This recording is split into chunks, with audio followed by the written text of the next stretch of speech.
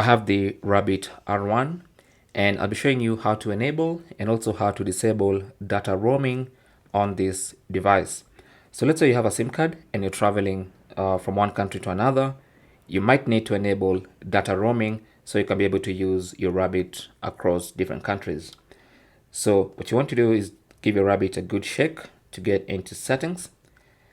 In the settings page, you can scroll down all the way to network, select that, and then under network, select cellular. Now under cellular, you should see roaming. So cellular needs to be enabled before you can enable or disable roaming.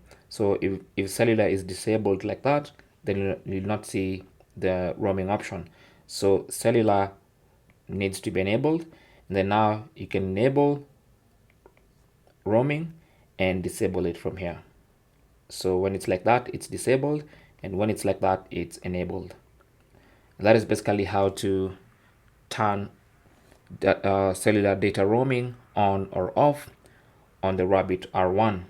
Once you're done, to go back to the home screen, just scroll all the way up, select settings, all the way up again, and select home.